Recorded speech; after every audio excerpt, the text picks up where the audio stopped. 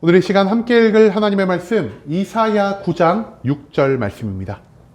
구약 성경 977페이지 이사야 9장 6절 말씀 한 절밖에 되지 않아서 모두 다 같이 한 목소리로 말씀 읽도록 하겠습니다. 이사야 9장 6절 말씀 다 같이 한 목소리로 읽도록 하겠습니다. 이는 한 아기가 우리에게 낳고 한 아들을 우리에게 주신 바 되었는데 그의 어깨에는 정사를 메었고 그의 이름은 기묘자라 모사라 전능하신 하나님이라 영존하시는 아버지라 평강의 왕이라 할 것임이라. 아멘. 오늘 이 시간 우리는 우리를 위해 예비 되신이라는 제목을 갖고 오늘 우리가 읽은 하나님의 말씀 함께 나누는 시간 갖도록 하겠습니다. 여러분, 3일 뒤에 어떤 일이 일어나죠? 3일 뒤에 우리가 정말 기다리던 크리스마스, 성탄절이 시작되게 됩니다. 크리스마스는 왜 우리가 기념하며 살아가고 있는 것일까요? 이날 아기 예수의 탄생을 기념하기 위해서, 그리고 아기 예수를 기념하며 우리가 그리스도의 모든 삶을 기억하기 위해서 이 성탄절의 축제를 우리가 기뻐하고 즐거워한다는 사실을 먼저 잊지 않을 수 있기를 소망합니다. 여러분, 그런데요, 성탄절은 여러분들에게 있어서 어떤 날로 기억되고 있으십니까? 누군가에게 있어서는요, 단순히 쉬는 날이 될 수도 있겠고요. 누군가에게 있어서는 가족끼리 한 번이라도 얼굴을 더 보는 날. 누군가에게 있어서는 정말 맛있는 걸 먹는 날이 될 수도 있겠고요. 또 누구에게 있어서는 연인끼리 사랑을 나누는 시간이 될 수도 있을 것 같습니다. 그런데요, 우리 그리스도인들, 예수 그리스도를 믿으며 살아가는 모든 사람들에게는요, 이 성탄절이 어떤 날로 기억되어야 할까요? 성탄절은요, 우리를 위한 하나님의 놀라운 사랑을 보이신 그리스도의 탄생을 기억하고 기념하는 날이 되어야만 한다는 사실을 우리가 절대로 잊지 말아야 한다는 것입니다. 여러분, 방금 말씀드린 대로 성탄절은 그리스도의 탄생을 기뻐하는 날입니다. 그리고 이 기쁨을 온전히 우리가 누리기 위해서는요, 먼저 구약 가운데 예수 그리스도가 어떤 모습을 갖고 이 땅 가운데 오실지에 대한 말씀을 남겨주신 하나님의 이 모든 말씀을 우리가 먼저 알아볼 필요가 있다는 것입니다. 여러분, 오늘 우리가 읽은 이 이사야 9장 본문 말씀에서 우리는 메시아 탄생 예고에 관한 가장 정확하고 자세한 내용을 발견할 수가 있습니다. 여러분, 누구의 탄생에 대한 기사가 이 이사야 9장 말씀에 등장하고 있다라고요? 메시아에 대한 탄생 기사가 등장하고 있다는 것입니다. 그런데 메시아, 여러분 기억하고 계십니까? 메시아는 어떤 분일까요? 메시아라고 하면은요, 우리가 교회에서 많이 들어보기는 했는데 뭔가 정확히 메시아가 무엇인지를 우리가 기억하지 못하고 살아갈 때가 너무나 많은 것 같습니다. 그렇기 때문에 우리가 먼저 이 메시아가 어떤 분이신지, 메시아에 대한 예언이 무엇인지를 함께 알아볼 필요가 있다는 것이죠. 메시아는요, 사실 영어입니다. 그런데 이 영어 단어 메시아가 어디에서 파생된 것이냐? 바로 히브리어 마쉬하라는 단어에서 파생된 단어라는 것이죠. 그런데 이 마쉬하라는 단어는 무슨 뜻을 가지고 있냐? 기름 부음을 받은 자라는 뜻을 가지고 있다는 것입니다. 여러분, 그런데요, 이 고대 이스라엘에서 기름 부음을 받는다는 것은 무엇을 의미하는 표현이라 할 수 있을까요? 기름 부음 받는다는 것은요, 하나님의 특별한 선택을 받게 되었다는 것을 의미하는 표현이라 할 수 있겠습니다. 그렇기 때문에 크게 구약에서 두 종류의 사람이 하나님의 선지자에 의해, 제사장들에 의해 직접 기름 부음을 받을 수 있는데요, 이 사람들이 누구였냐? 한 명은 왕이고요, 한 명은 대제사장이라는 것입니다. 왕은요, 하나님의 선택과 세우심을 받아서 하나님의 뜻과 계획대로 이 세상의 모든 것들을 다스리고 통치하기 위해 세워진 존재요. 그와 반대로 대제사장은요, 하나님과 인간을 온전히 연결하기 위한 중보자로 세워지기 위해서 하나님께 기름을 부음 받은 자가 될 수 있었다라는 것입니다. 여러분, 그런데요, 왜 하나님은 이스라엘 백성들에게 이처럼 메시아, 기름 부음 받은 자를 주려고 하셨던 것일까요? 이 이사야서가 쓰여졌던 그 당시 이스라엘 민족들은요, 수없이 많은 이방 민족들의 침입으로 인해서 고통과 괴로움을 경험하고 있었다는 것입니다. 그렇기 때문에 하나님은요, 그들을 구원하고 그들에게 평강을 주기 위한 왕이자 대제사장으로 메시아를 이 땅에 보내주실 약속을 하여 주심으로 그 고통과 괴로움 가운데 있는 이스라엘 민족들의 마음 가운데 새로운 소망을, 삶을 살아갈 힘과 능력을 공급하려 하셨다라는 사실을 우리가 또한 기억해야만 한다라는 것이죠. 여러분, 이처럼 이 땅 가운데에서 우리를 모든 고통과 괴로움 가운데에서 구원하고 우리를 하나님께로 인도할 이 메시아를 우리는 누구로 알고 있습니까? 우리는 그분을 바로 예수 그리스도로 기억하고 있다는 것입니다. 모든 성경의 중심이자 우리가 전하고 우리가 믿고 살아가는 그 복음의 핵심, 예수 그리스도가 곧 구약에서 예비하신 메시아라는 사실을 오늘 성경 말씀은 우리에게 가르쳐주고 있다는 것이죠. 여러분, 그런데요, 이 메시아를 오늘 성경에서는요, 단순히 예수 그리스도로 표현하고 있는 것이 아닌 다른 여러 가지 단어를 통해서 표현하고 있다는 것에 우리가 조금 초점을 맞출 필요가 있을 것 같습니다. 메시아는요, 오늘 본문 말씀에서 총 6가지의 표현을 통해서 나타나고 있는데요. 6가지의 표현이 각각 무엇이냐?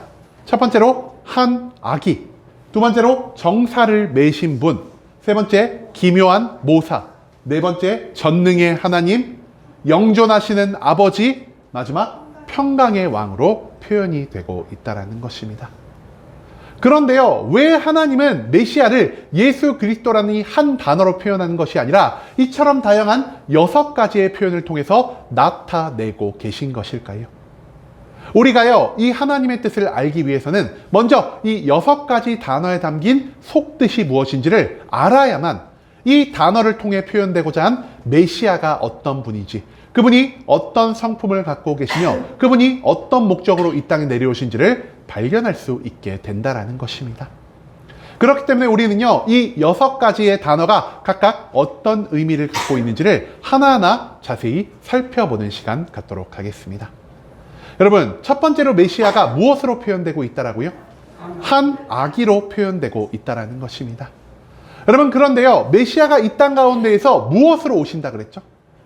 구세주, 왕이나 제사장으로 오셔서 우리를 구원하고 우리에게 평강을 주실 분으로 오시게 되었다는 것입니다. 그런데 우리가 예수 그리스도 하면은 여러분, 어떤 이미지, 어떤 모습이 가장 먼저 떠오르십니까? 아기의 모습이 제일 먼저 떠오르시나요? 아니면은 조금 성년이 되어서 복음을 전파하시거나 기적을 만드시거나 십자가에 매달린 그런 모습이 먼저 떠오르시나요? 십자가에 달린 성인의 모습으로 십자가에 매달린 그 모습이 가장 먼저 떠오르지 않겠습니까? 왜 우리가 예수님을 성인 남성의 모습으로 기억하고 있을까요? 뭔가 우리를 구원하고 우리에게 좋은 것들을 줄 왕이나 대제사장으로 오실 분이라고 한다면은 뭔가 장성하여서 힘과 능력이 있는 강인한 사람으로 표현되어야 할 필요가 있기 때문에 우리는 이 메시아, 예수 그리스도를 성인으로 생각하며 살아갈 때가 너무나 많다라는 것입니다. 그런데 하나님은요, 장차 올 메시아를 무엇으로 표현하고 계십니까? 한 성인이 우리에게 온 것이 아니라 한 아기가 우리에게 왔다라는 것을 하나님은 우리에게 가르쳐 주고 계신다라는 것입니다.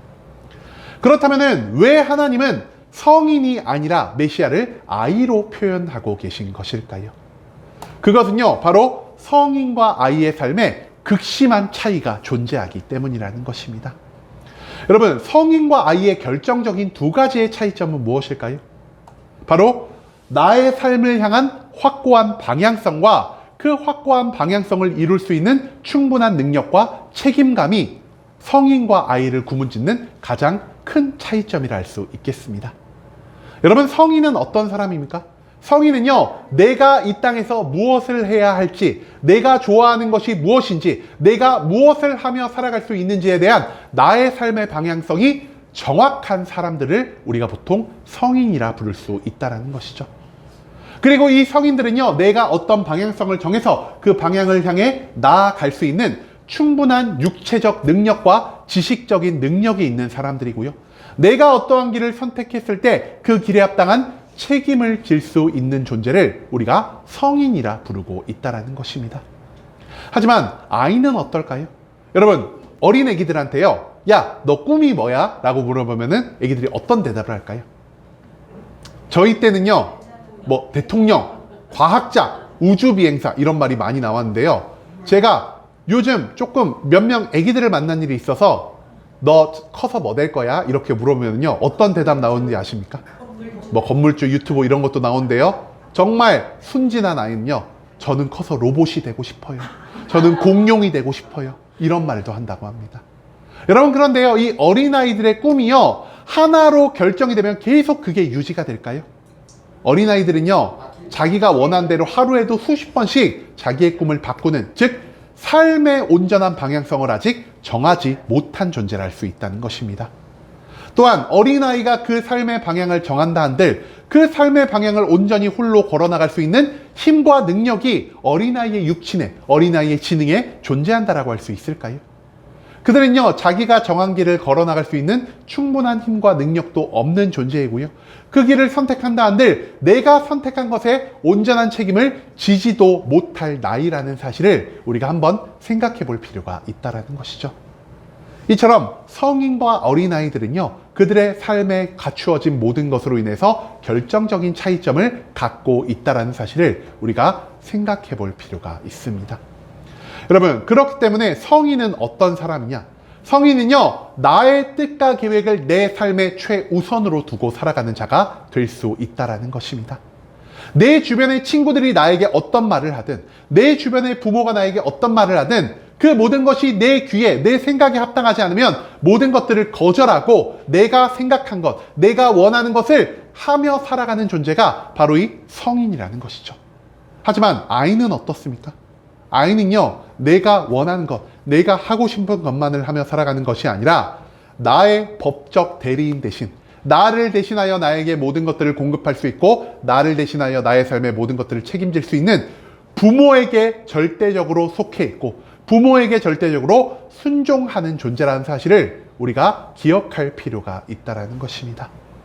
한마디로 메시아는 어떤 분이시냐? 자기의 뜻과 자기의 만족에 따라서 사는 분이 아니라 그분의 부모님 대신, 그분의 아버지 대신 하나님의 뜻에 절대적으로 복종하고 순종하며 살아가는 존재가 바로 이 한 아기로 오신 메시아라는 사실을 우리가 먼저 기억할 수 있게 되기를 소망하겠습니다.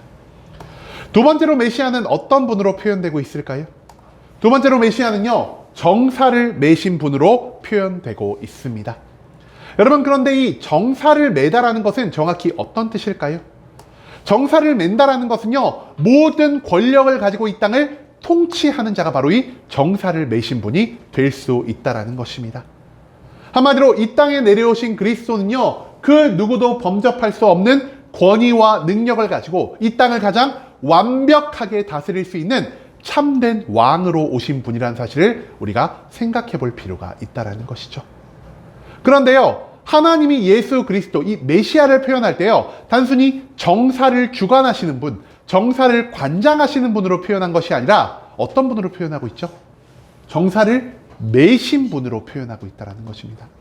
여러분, 우리가 무엇을 맬 때 어디에 맬까요? 우리가 어깨에다가 무엇을 맨다라는 표현을 사용하고 있죠. 그런데요, 어깨에 무언가를 매는 일이 기쁘고 즐거운 일일까요? 아니면 힘들고 고통스러운 일일까요? 우리가 어깨에 무언가를 맨다라는 것은요, 힘들고 고통스러운 일이 될 수밖에 없다라는 것입니다. 즉, 예수님은요, 왕으로서 이 땅에 내려올 자기 자신의 사명에 대한 책임감을 온전히 통감하시는 분이셨습니다. 내가 이 땅 가운데에서 하나님의 사명을 성취하기 위해서는 스스로가 모든 죄인들을 대신해 고통받아야 하며 스스로가 모든 죄인들을 대신해 십자가에 못 박혀 죽음을 감당해야 한다는 이 사실을 예수 그리스도는 온전히 아셨던 분이셨고요. 이것을 피하는 것이 아니라 오히려 이 무거운 짐을 자발적으로 기쁘고 즐거운 마음으로 어깨에 매심으로 우리 인간들을 모든 죄에서 해방하시고 우리 인간들을 위해 스스로 십자가 지기를 감당하신 분이 바로 이 예수 그리스도, 정사를 매신 분이라는 사실을 우리가 기억할 필요가 있다는 것입니다. 여러분, 그렇기 때문에 예수님은요, 자신의 욕망보다 자신의 책임을 더욱 우선시 여기며 살아가는 존재였고요. 내가 책임을 더 중시 여겼기 때문에 하나님이 나에게 주신 모든 짐을 감당하시기 위해서 스스로 정사, 하나님이 주신 사명을 어깨에 매신 분이라는 사실을 우리가 이 정사를 매신 분이라는 표현을 통해 찾아볼 수 있다는 것입니다. 즉 메시아는요, 자기 욕망에 따라서 이 땅의 통치권을 마구마구 남용하며 살아가는 존재가 아닌 무거운 책임을 갖고 나라를 잘 통치하기 위해 모든 수고를 스스로 감당하시는 분으로 표현되고 있었다는 사실, 그것을 우리가 이 정사를 매신 분이라는 표현을 통해서 찾아볼 수 있다는 것입니다. 그 다음 이어진 메시아에 대한 표현, 무슨 표현이 있을까요? 바로 기묘한 모사라는 표현이 있습니다. 정확히 말하면요, 성경에서는 기묘자, 모사라고 이 기묘와 모사를 따로따로 분리해서 표현을 하고 있는데요. 성경학자들이 열심히 성경을 연구한 결과 이 기묘자와 모사가 따로따로 구분지어서 해석이 될 때보다 하나로 합쳐져서 해석이 될 때 더욱 완전한 뜻을 갖고 있다는 연구 결과를 말했기 때문에 저도 이 기묘자와 모사를 하나로 합쳐서 기묘한 모사라는 것으로 여러분들께 이것을 설명해 보도록 하겠습니다. 여러분, 기묘하다라는 뜻은 어떤 의미를 가지고 있을까요? 기묘하다는 것은요, 뭔가 우리의 눈에 불가능해 보이는 것, 비상식적이고 비이성적이고 비합리적으로 보이는 이 모든 것들을 우리가 기묘하다라는 표현을 사용하여 나타내고 있다는 것입니다. 그렇다면 모사는 어떤 뜻을 가지고 있을까요? 모사는요, 어떠한 일을 나의 지혜와 능력을 가지고 현명하고 완전하게 성취하는 자, 이러한 사람들을 우리가 모사라고 부를 수 있다는 것입니다. 즉 기묘한 모사는 정확히 어떤 뜻을 갖고 있는 것이냐, 내가 보기에 불가능한 모든 일들을 비상식적, 비이성적, 비합리적인 방법을 통해서 온전히 성취하는 분이라는 뜻을 갖고 있다는 것입니다. 여러분, 그런데요, 예수 그리스도가 어떤 방법을 통해서 우리의 모든 죄를 사하시는 모습을 보였죠? 말로 하셨나요? 말로도 하셨지만 더 중요한 것, 예수 그리스도 하면 가장 먼저 떠오르는 바로 십자가 위에서의 죽음을 통하여, 우리가 원래 우리의 죄로 인해 죽어야 하지만 죄가 없는 예수 그리스도가 우리를 대신하여 십자가에 못 박혀 죽으심으로 우리 인간들의 모든 죄를 사하시는 놀라운 기적과 같은 일을 만들어 놓으셨다는 것입니다. 그런데 여기서 한 가지 문제가 있습니다.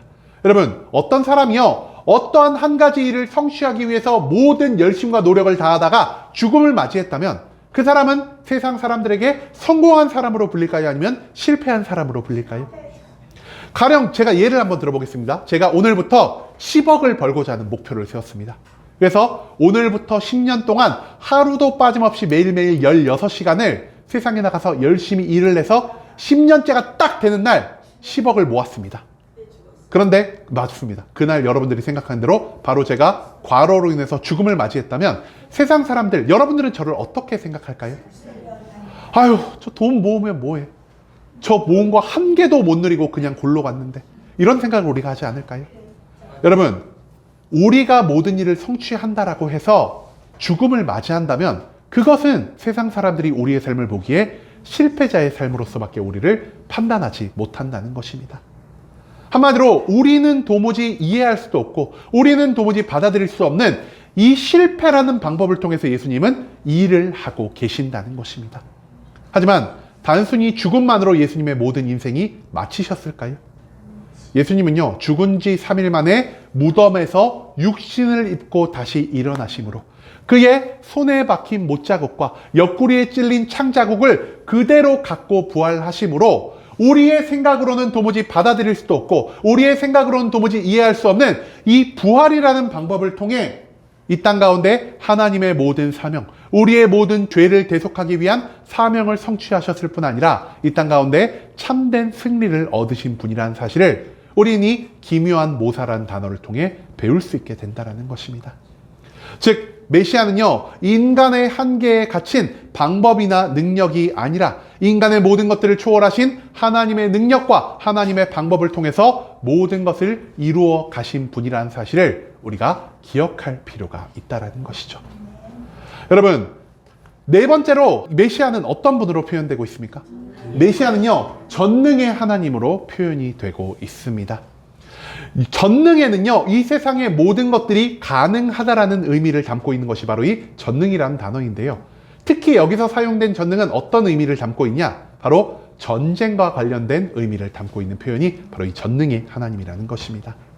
전능의 하나님은요, 용사가 되어서 이 땅 가운데 발생한 모든 전쟁에서 승리를 거두시는 분으로 성경 가운데에서 표현되고 있는 분이라 할 수 있겠습니다. 그리고 이 전쟁에서 승리한다라는 이 의미로 인해서 그 당시 고통과 괴로움을 받고 있던 수많은 이스라엘 민족들은요, 다른 어떤 메시아의 모습보다 바로 이 전능의 하나님으로 오실 메시아의 모습을 기대하고 기다리는 마음을 가지게 되었다라는 것이죠. 왜냐? 앞서도 우리가 한번 나눴죠. 이 이사야서가 쓰여질 당시에 이스라엘은 수많은 외적, 이방 민족의 침입을 받아서 고통과 괴로움을 경험하고 있었던 시절이었다고 말입니다. 그런데요, 실제로 예수 그리스도가 이 땅에 오셔가지고 병사들을 이끌고 칼과 활과 창을 가지고 전쟁을 벌이신 분이십니까? 예수님은요, 육신을 입고 이 땅 가운데 우리가 생각하는 전쟁을 수행하는 분이 아니셨다라는 것입니다. 그럼에도 불구하고 하나님은 왜 메시아를 전능의 하나님, 용사가 되어 모든 전쟁에서 승리하는 분으로 기록하고 계신 것일까요? 바로 예수님이요, 우리들을 유혹에 빠뜨리고 우리를 시험에 빠뜨림으로 우리의 믿음을 흔들어 하나님에게서 우리를 멀어지게 하려는 공중권세 잡은 사탄의 세력에게서 승리를 거두신 분이기 때문이라는 것입니다. 예수 그리스도는요, 죽음으로 인해 자신의 인생을 끝낸 것이 아닌 부활을 통해서 모든 죽음, 죄로 인해 발생하는 죽음을 관장하고 있었던 사탄의 모든 세력에 강력한 공격을 가하셨다라는 사실을 우리가 절대로 잊지 않을 수 있기를 소망합니다.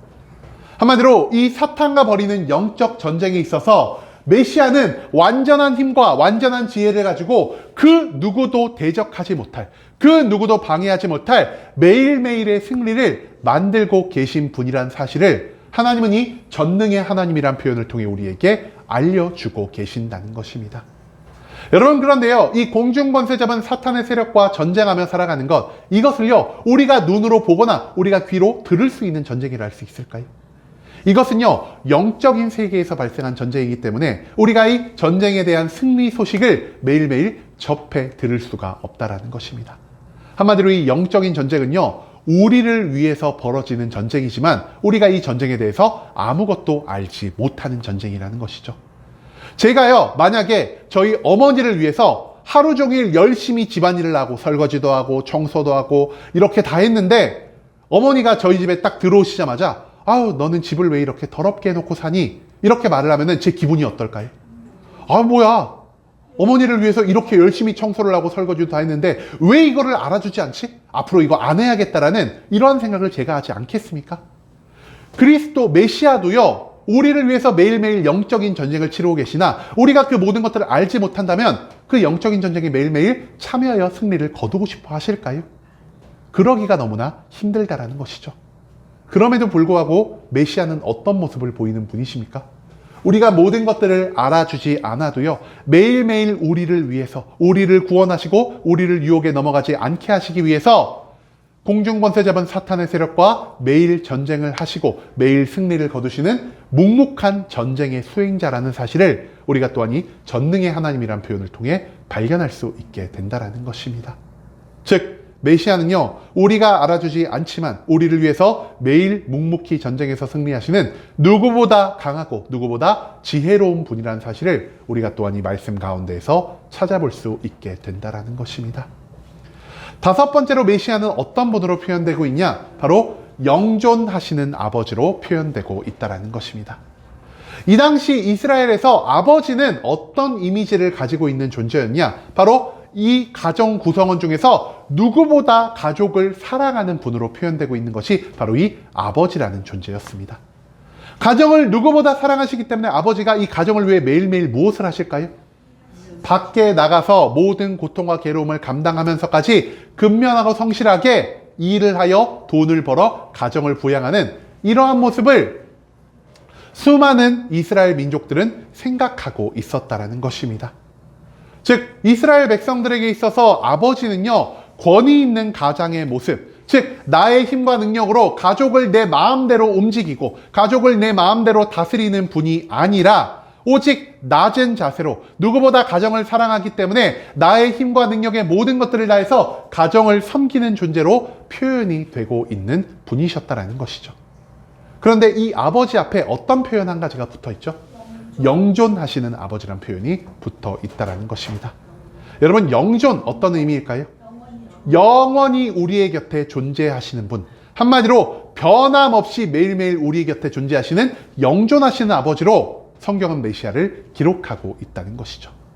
여러분, 그런데요, 10년 동안 대통령이 10번 바뀐 나라, 10년 동안 대통령이 한 번도 바뀌지 않은 나라, 이 두 개의 나라 중에 어떤 나라가 훨씬 더 평안을 누릴 수가 있을까요? 10년 동안 대통령이 한 번도 안 바뀐 나라가 훨씬 더 많은 백성들에게 평안을 줄 수 있을 것입니다. 왜 여러 번 대통령이 바뀌면 평안이 존재하지 않을까요? 지나친 변화는요, 이 사회의 지나친 혼란을 야기할 수밖에 없을 것이고요. 이 지나친 혼란으로 인해 고통받고 괴로운 사람은 바로 우리 백성들이 될 수밖에 없기 때문이라는 것입니다.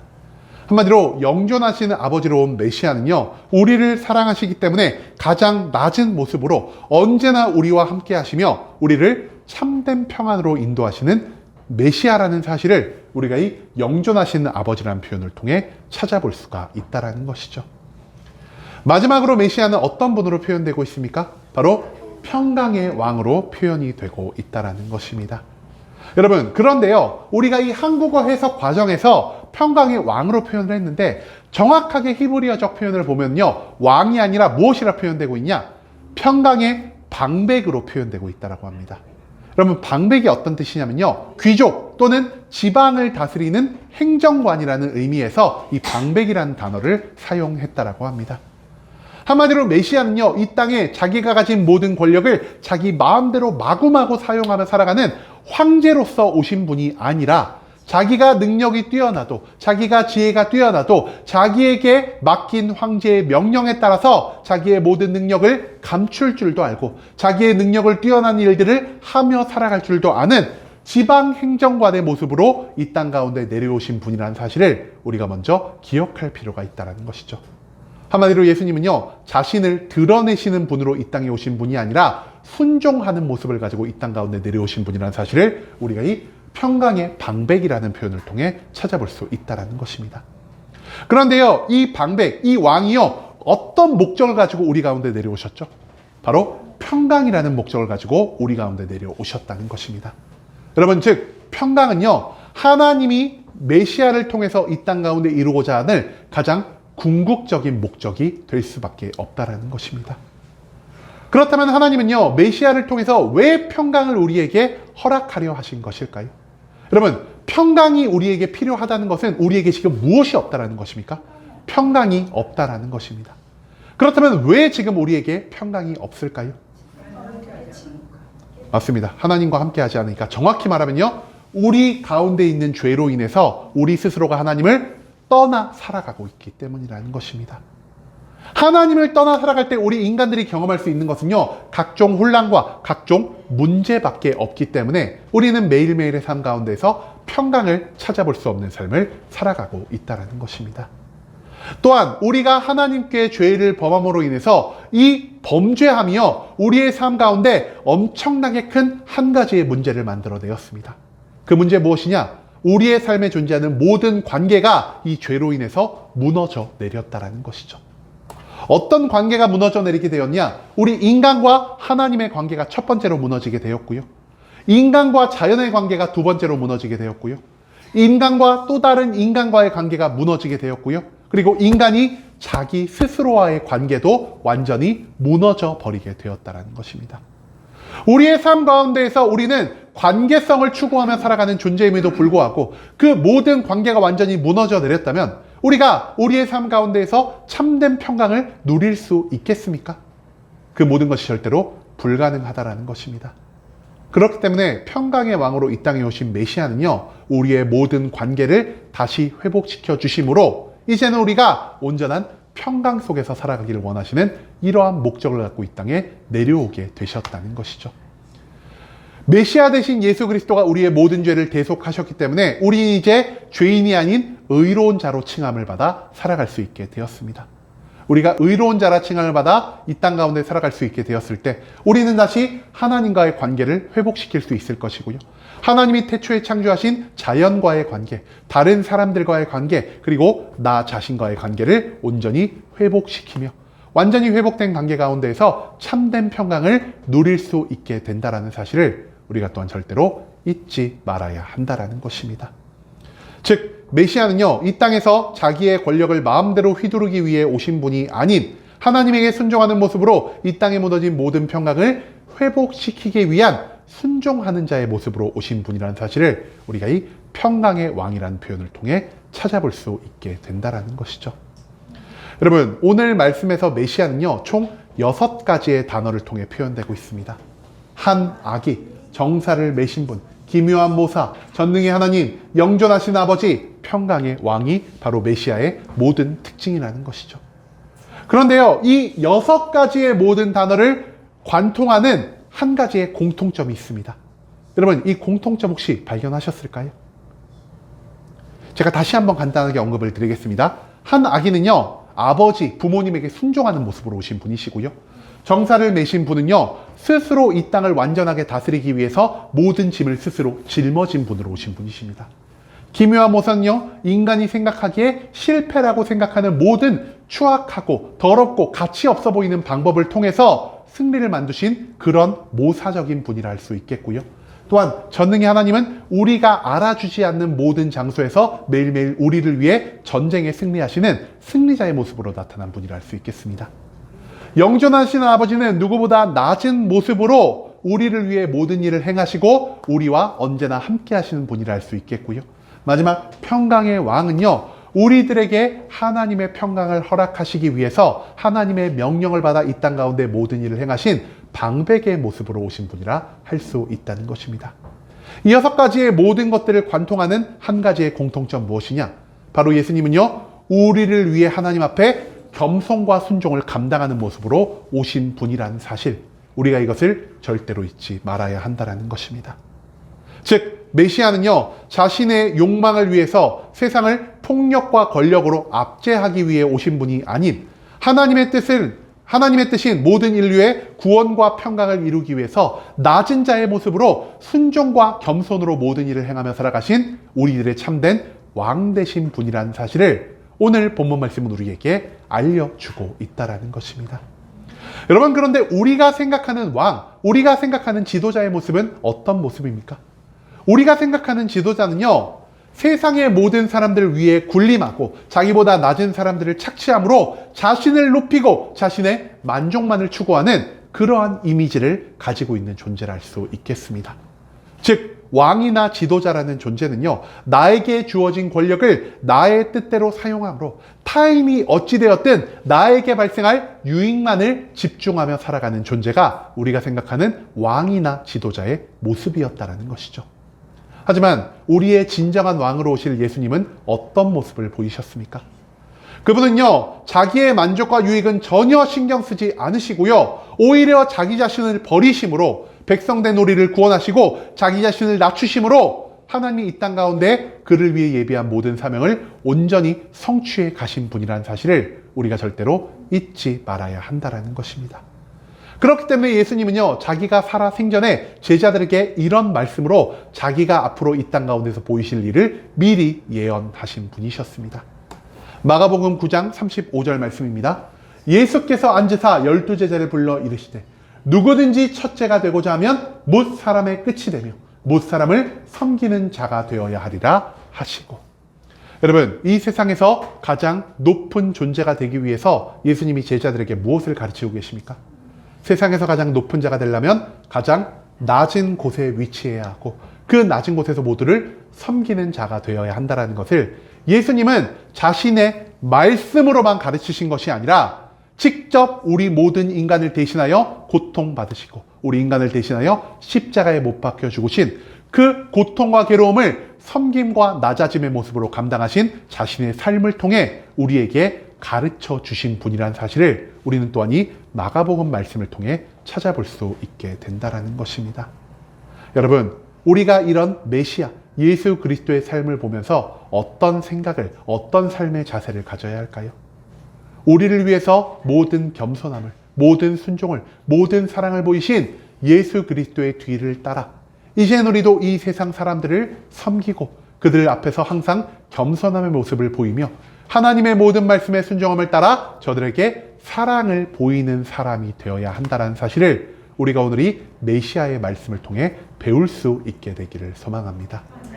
여러분, 성탄절은요, 자기 자신을 위해 이 땅에 권력자로 오신 분이 아닌 우리를 위해 이 땅에 섬기는 왕으로 오신 예수님을 기억하고 기념하는 날이 되어야 할 것입니다.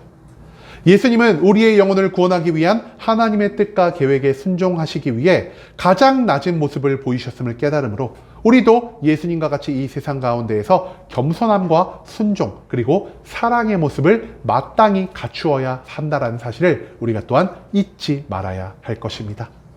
우리를 사랑하심으로 우리를 위해 가장 낮은 모습으로 오신 예수님을 닮아서 우리도 하나님을 사랑함으로 그 뜻에 온전히 순종하는 그리고 겸손의 모습을 보이며 나아갈 수 있는 순복음 함께하는 교회 모든 성도님들이 될 수 있길 간절한 마음으로 소망하겠습니다.